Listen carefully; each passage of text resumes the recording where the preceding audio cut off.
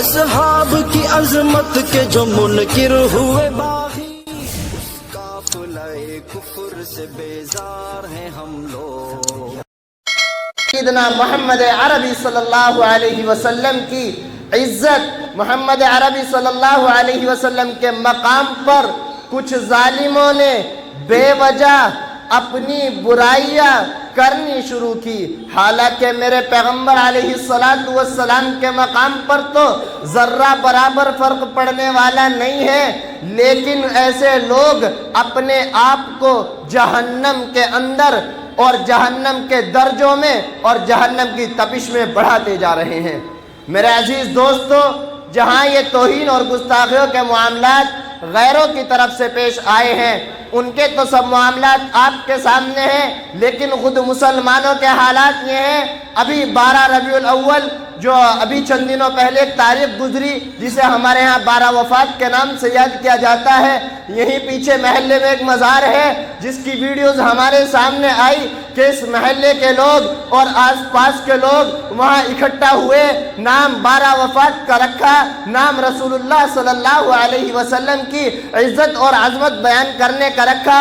وہاں معاملات یہ پیش آئے کہ وہاں گانے بجائے گئے، وہاں قوالیاں چلائی گئی، وہاں میوزک چلائے گئے اور وہاں ناچا گیا اور الٹی سیدھی باتیں زبان سے کہی گئی۔ میرے دوستو، جیسے رسول اللہ کی توہین غیر کر رہے ہیں، اسی طریقے سے رسول اللہ صلی اللہ علیہ وسلم کی طرف نسبت کر کے جو ہم پروگرام رکھیں، رسول اللہ کی محبت کا دعویٰ کر کے جو ہم پروگرام رکھیں اور پھر رسول اللہ کی تعلیمات کے خلاف وہاں پر کام کریں، آپ مجھے بتائیے کیا یہ رسول اللہ کی عظمت ہے یا رسول اللہ کی توہین ہے؟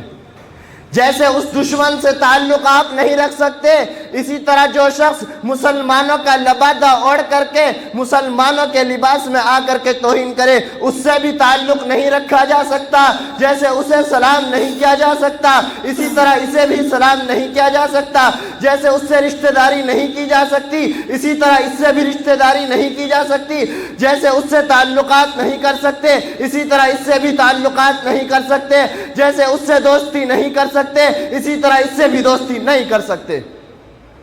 یہ بھی کوئی معمولی معاملہ نہیں ہے جو نبی پاک صلی اللہ علیہ وسلم کے تعلق سے ہر سال پیش آتا ہے، لیکن اس مرتبہ جو پیش آیا، دلوں کو دہلا دینے والی ویڈیوز سامنے آئی، اور وہ توہین کرنے والے غیر مسلم نہیں تھے، وہ توہین کرنے والے غیر مذہب کے نہیں تھے، آپ کے ٹوپی اوڑھنے والے لوگ وہاں موجود تھے، آپ کا لباس پہننے والے لوگ وہاں موجود تھے، آپ کی شکل و صورت والے لوگ وہاں موجود تھے۔ اس طریقے سے کیا یہ رسول اللہ صلی اللہ علیہ وسلم کی توہین نہیں ہے؟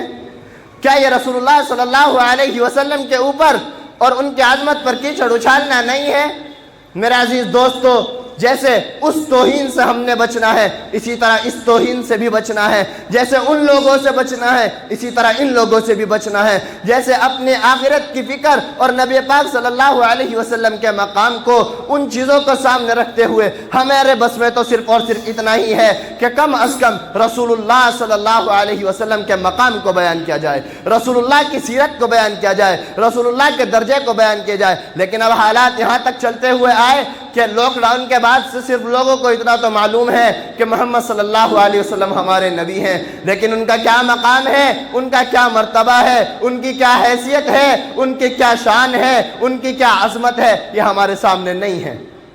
میرے عزیز دوستو، انہی سب چیزوں کو سامنے رکھتے ہوئے یہ پروگرام منعقد کیے جا رہے ہیں، ان میں آپ لوگ ہی کی ذمہ داری ہے کہ ان پروگراموں کو کامیاب کیا جائے اور رسول اللہ صلی اللہ علیہ وسلم کی شان کو یہاں پر بھی سنا جائے اور اپنے گھروں میں بھی بیان کیا جائے۔ حضرت محمد عربی صلی اللہ علیہ وسلم کون ہے؟ رسول اللہ صلی اللہ علیہ وسلم وجہ تخلیق کائنات ہے۔ کائنات بنی ہے تو حضور کی وجہ سے بنی ہے۔ چاند کو وجود ملا ہے تو حضور کی وجہ سے ملا ہے۔ چاند کی چاشنی حضور کی وجہ سے ہے، سورج کی کرنیں حضور کی وجہ سے قائم ہیں، آسمان کی بلندیاں حضور کی وجہ سے قائم ہیں، آدم علیہ السلام کی ولادت حضور کی وجہ سے ہوئی ہے، موسیٰ علیہ السلام کو رسالت حضور کی وجہ سے ملی ہے، انبیاء علیہ السلام کو نبوت حضور کی وجہ سے ملی ہے، رسولوں کو رسالت رونق حضور کی وجہ سے ملی ہے، دریاؤں کی روانی حضور کی وجہ سے ہے، یہ مسجدیں حضور کی وجہ سے ہیں، بیت اللہ کی رونقیں حضور کی وجہ سے ہیں، مدینہ منورہ جو یثرب کا علاقہ تھا جہاں کی بیماریاں مشہور تھی، جب پیغمبر وہاں آئے تو اس علاقے کو صرف مدینہ نہیں بلکہ منورہ بنا دیا، اس علاقے کو صرف ایک شہر نہیں بلکہ طیبہ بنا دیا، اس شہر کو پاکیزہ بنا دیا، اس شہر کو مقدسہ بنا دیا،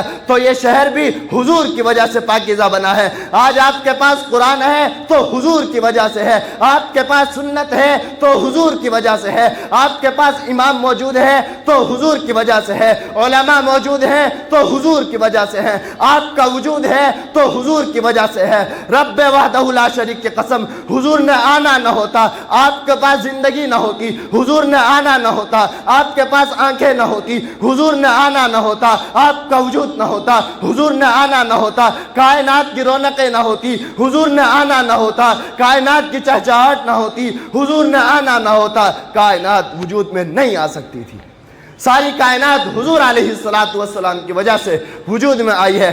توہین کرنے والا کیا توہین کر رہا ہے؟ میرے پیغمبر کی ذات بہت دور کی بات ہے، میرے پیغمبر کے غلام کی ذات پر بھی ذرہ برابر پر گستاخیوں سے فرق پڑنے والا نہیں ہے۔ نبی علیہ السلام اور ان کے اصحاب کو جو مقام رب ذوالجلال نے دیے ہیں ان کا مقام تو یہ ہے، کوئی لاکھ بگڑے ہزار روٹھے غضب میں آئے یا تل ملائے کسی کے گھٹائے، پیغمبر کی شان کب کم ہوئی ہے جو آج کم ہوئی؟ تو میں بتا یہ رہا تھا کائنات کی ساری وجہ حضور علیہ السلام ہے۔ میرے عزیز دوستو، آپ کے گھر میں بیٹی ہے تو اس بیٹی کی عزت کی وجہ بھی حضور علیہ السلام ہے۔ کیا آپ کو نہیں معلوم میرے نبی کے آنے سے پہلے تو بیٹی کا حشر یہ تھا کہ اسے پیدا ہوتے ہی زندہ دفن کر دیا جاتا تھا۔ آج آپ کے پاس بیوی موجود ہے تو اس کی وجہ بھی حضور علیہ السلام ہے، اس لیے کہ حضور علیہ السلام سے پہلے تو اس بیٹی کو زندہ دفن کر دیا جاتا تھا، اور حضور علیہ السلام کے آنے سے پہلے تو عورتوں کا معاملہ یہ تھا کہ جب ان کا شوہر مرتا تھا تو انہیں بھی یا تو اس کے ساتھ زندہ دفن کر دیتے تھے یا پھر اس کے ساتھ ایسا سلوک کرتے کہ اس کے جینا اس کے لیے مشکل بن جاتا، اس کی زندگی جہنم بن جاتی، اس کی زندگی عذاب بن جاتی۔ یہ ساری وجہ جو عورت کو عزت ملی حضور کی وجہ سے ملی، حضور عورت کو مقام ملا حضور علیہ السلام کی وجہ سے ملا۔ ارے میں آگے بڑھ کر کہتا ہوں اور سائنسدانوں میں تمہیں چیلنج کرتا ہوں، اگر حضور نے آنا نہ ہوتا تو تم وجود میں نہ آتے۔ وہ کہیں گے ارے حضور سے سائنس کا کیا تعلق ہے؟ ہاں میرا دعویٰ ہے کہ اگر حضور نے آنا نہ ہوتا تو تم چاند پر قدم نہیں رکھ سکتے تھے۔ حضور کے آنے سے پہلے تم چاند پر کیوں نہیں گئے؟ حضور کے آنے سے پہلے تم نے چاند پر پاؤں کیوں نہیں رکھا؟ یہودیوں اور عیسائیوں تم تو حضور کے آنے سے پہلے آئے تھے لیکن تم نے چاند پر قدم نہیں رکھا، اس لیے کہ حضور کے آنے سے پہلے چاند کی عبادت کی جاتی تھی، حضور کے آنے سے پہلے چاند کو معبود سمجھا جاتا تھا، حضور کے آنے سے پہلے چاند کی پرستش کی جاتی تھی۔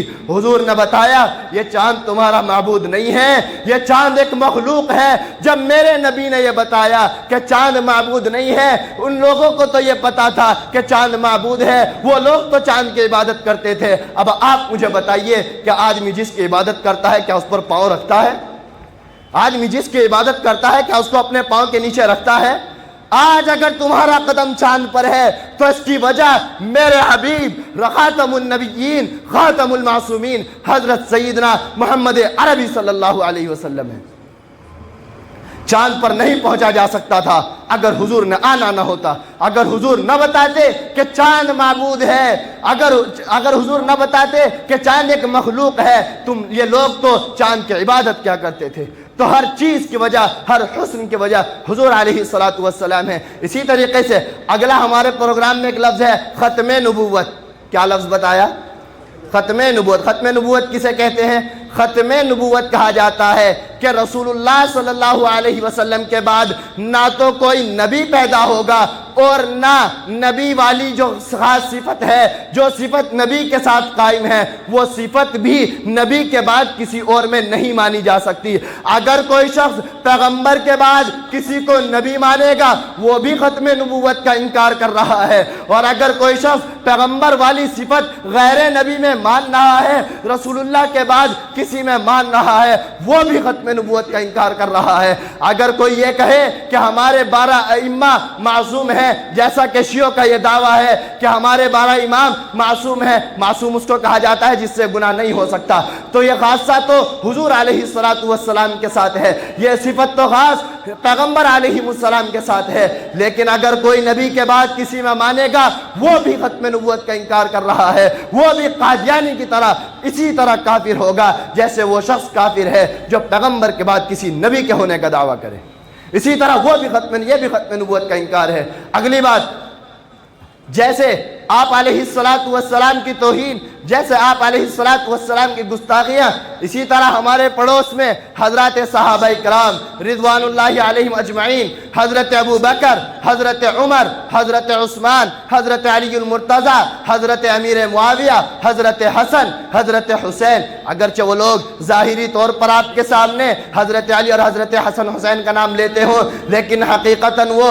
حضرت علی کو نہیں مانتے، حضرت حسن کو نہیں مانتے، حضرت حسین کو نہیں مانتے۔ یہ بات میں ابھی آخر میں لے کر کے آؤں گا۔ میرے عزیز دوستو، جیسے قرآن صحابہ کی وجہ سے ملا ہے، آپ کو نماز صحابہ کی وجہ سے ملی ہے۔ آپ نے حضور کو نہیں دیکھا، حضور کو صحابہ نے دیکھا، صحابہ نے ان سے سیکھ کر آگے ہم تک پہنچایا۔ وہ صرف مکہ میں نہیں رہے، وہ صرف مدینہ میں نہیں رہے، وہ روم و فارس تک چڑھتے چلے گئے اور یہاں تک ایمان پہنچاتے چلے گئے۔ اس لیے اگر قرآن کی حفاظت کرنا چاہتے ہو تو صحابہ کی عزت کی حفاظت بھی کرنی پڑے گی۔ اگر حضور کی ناموس کی حفاظت کرنا چاہتے ہو تو صحابہ کی ناموس کی حفاظت بھی کرنی پڑے گی۔ اگر نماز کی حفاظت کرنا چاہتے ہو تو صحابہ کی عزت کی بات بھی کرنی پڑے گی۔ اگر مساجد کو قائم رکھنا چاہتے ہو تو صحابہ کی عزت کی بات بھی کرنی پڑے گی، صحابہ کی عزت کی حفاظت بھی کرنی پڑے گی۔ اس راستے میں بھی کھڑا ہونا پڑے گا، اس راستے میں بھی دشمن کے آگے آڑ بننا پڑے گا۔ صحابہ کون ہیں؟ صحابی کسے کہتے ہیں؟ ایک تاریخ میں آپ کے سامنے وہ رکھتا ہوں جو حضرات علماء نے قرآن و سنت کو سامنے رکھتے ہوئے کی کہ صحابی اس شخص کو کہا جاتا ہے جس نے نبی علیہ السلام کی ایمان کے حالت میں زیارت کی ہو، صحبت کو اختیار کیا ہو، اور پھر حالت ایمان میں ہی وہ شخص دنیا سے رخصت ہو جائے، اس کو صحابی کہا جاتا ہے۔ لیکن ایک تعریف میں محبت کی دنیا میں لے جا کر آپ کے سامنے رکھتا ہوں۔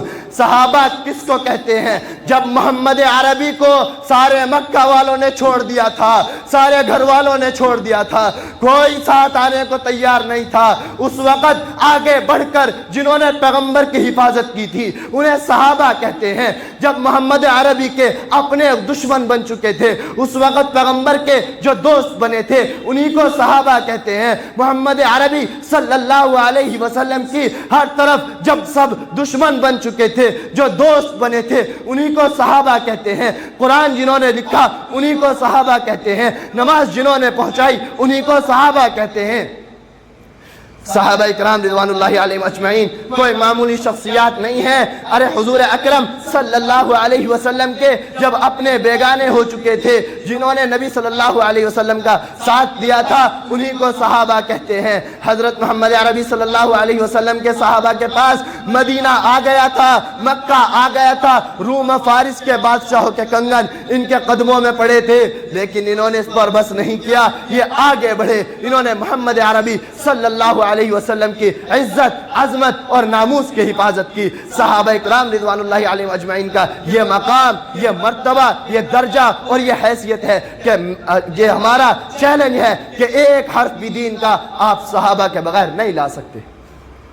تو میں بتا یہ رہا تھا آگے بڑھ کر جنہوں نے رسول اللہ کی حفاظت کی انہی کو صحابہ کہتے ہیں، جنہوں نے رسول اللہ کا دیدار کیا انہی کو صحابہ کہتے ہیں، جو رسول اللہ کے عزت کے محافظ بنے انہی کو صحابہ کہتے ہیں، جنہوں نے سب سے پہلے ختم نبوت کا پہرا دیا انہی کو صحابہ کہتے ہیں، فوجیں روانہ کی انہی کو صحابہ کہتے ہیں۔ ایک نبوت کا دعویٰ کرنے والے کا قلعہ قلم کیا اور اس کا سر کو قلم کرایا، انہی کو صحابہ کہتے ہیں۔ یہ مسجدیں جن کی وجہ سے ہیں انہی کو صحابہ کہتے ہیں۔ پیغمبر کے جو یار ہیں انہی کو صحابہ کہتے ہیں۔ پیغمبر نے اپنی بیٹیاں جن کے نکاح میں دی انہی کو صحابہ کہتے ہیں۔ ارے جن کی بیٹیاں پیغمبر کے نکاح میں آئی انہی کو صحابہ کہتے ہیں۔ جنہوں نے نبوت کی ذات کو کندھوں پر بٹھایا، لے کر چڑھتے چلے گئے، انہی کو صحابہ کہتے ہیں۔ جنہوں نے بیت اللہ کا دروازہ کھلایا انہی کو صحابہ کرام رضوان اللہ علیہم اجمعین کہتے ہیں۔ خیر، ابھی میں آخری بات کہہ کر کے اب آپ کے سامنے اپنی بات کو ختم کرنے لگا ہوں۔ میں نے ابھی آپ کو بتایا کہ جو لوگ حضرت علی، حضرت حسن، حضرت حسین کا نام لیتے ہیں وہ حقیقتاً نہ حضرت علی کو مانتے، نہ حضرت حسن کو مانتے، نہ حضرت حسین کو مانتے۔ آپ کہیں گے مولانا آپ بتائیے آپ کے پاس کیا دلیل ہے؟ میرے عزیز دوستو، آپ ان سے جا کر ان کا کلمہ پوچھئے۔ ان کا کلمہ 5 جزوں والا، ان کا کلمہ وہ نہیں ہے جو حضرت علی والا کلمہ ہے۔ حضرت علی کا کلمہ الگ ہے، حسن حسین کا کلمہ اور حضرت علی کا کلمہ الگ ہے، اور ان کا کلمہ الگ ہے۔ حضرت علی کا قرآن الگ ہے، ان کا قرآن الگ ہے۔ حضرت علی قرآن کو سچی کتاب کہتے ہیں، وہ قرآن کو نعوذ باللہ جھوٹی کتاب کہتے ہیں۔ تو بتاؤ علی والے کیسے ہو سکتے ہیں؟ علی المرتضیٰ تو ابو بکر صدیق کو اپنا امام مانتے ہیں، علی المرتضیٰ تو ابو بکر صدیق کے ہاتھ میں بیعت کرتے ہیں، علی المرتضیٰ تو ابو بکر صدیق کے پیچھے نمازیں پڑھتے ہیں۔ آپ بتائیے جو لوگ حضرت ابو بکر کو گالی دے وہ حضرت علی کو کیسے مانتے ہیں؟ حضرت حسن، حضرت حسین، حضرت علی تو حضرت عمر کی بیعت کرتے ہیں، حضرت عمر کے پیچھے نمازیں پڑھتے ہیں، حضرت عمر سے ہدیے لیتے ہیں، حضرت عمر سے محبت کرتے ہیں، اور جو حضرت عمر رضی اللہ عنہ کی توہین کرے، ان کی گستاخی کرے، وہ حضرت علی کو نہیں مانتا۔ اسی طریقے سے حضرت علی رضی اللہ تعالیٰ عنہ کی ایک بیٹی جس کا نام ام کلثوم ہے، اس بیٹی کا نکاح حضرت علی رضی اللہ تعالیٰ عنہ نے حضرت عمر رضی اللہ عنہ سے کیا۔ ہم کہتے ہیں ظالموں تمہیں اسلام کی نہیں ماننی تھی، نہ مانتے۔ اگر تم محبت کے علی کے دعوے دار ہو تو علی کے داماد کی عزت، عمر فاروق کی عزت کیوں نہیں کرتے؟ جو شخص علی کے داماد کی عزت نہیں کرتا وہ علی کی عزت نہیں کرتا، جو فاطمہ کے داماد کی عزت نہیں کرتا وہ علی کے فاطمہ کی عزت نہیں کرتا، جو حسن کی عزت نہیں کرتا وہ جو حسن رضی اللہ تعالیٰ عنہ حضرت حسین کے بہنوں کی عزت نہیں کرتا، وہ حضرت حسن اور حسین سے محبت نہیں کرتا، اور جو حضرت امیر معاویہ بن ابی سفیان رضی اللہ تعالیٰ عنہ کے بارے میں نعوذ باللہ اڑاپ شڑاپ بگے یا ان کو گالی دے یا ان کے خلاف کوئی اور بات کرے، یاد رکھیے ایسا شخص نہ حضرت حسن کو مانتا نہ حضرت حسین کو مانتا، کیونکہ حضرت حسن نے اور حضرت حسین نے حضرت امیر معاویہ کے ہاتھ پر بیعت کی تھی اور ان کو اپنا امام بنایا تھا، اور کبھی ان کے خلاف کوئی جملہ نہیں کہا۔ پھر تو جو شخص امیر معاویہ کے خلاف بکے، کیا وہ حضرت حسن اور حضرت حسین رضی اللہ عنہ سے محبت کر سکتا ہے؟ حسن اور حسین کے امام کے خلاف جو بکے وہ حسن اور حسین سے کیا محبت کر سکتا ہے؟ ہرگز نہیں۔ میرے عزیز دوستو یہ یاد رکھیے، جیسے ختم نبوت کا منکر مسلمان نہیں ہے، اسی طرح ابو بکر صدیق کو جو نہیں مانتا وہ مسلمان نہیں ہے، جو حضرت عمر کو نہیں مانتا وہ مسلمان نہیں ہے، جو حضرت عثمان کو نہیں مانتا وہ مسلمان نہیں ہے، جو حضرت علی کو نہیں مانتا وہ مسلمان نہیں ہے، جو حضرت حسن کو نہیں مانتا وہ مسلمان نہیں ہے، جو حضرت حسین کو نہیں مانتا وہ مسلمان نہیں ہے، جو حضرت امیر معاویہ بن ابی سفیان رضوان اللہ علیہ مجمعین کو نہیں مانتا وہ مسلمان نہیں ہے۔ وآخر دعوانا الحمدللہ۔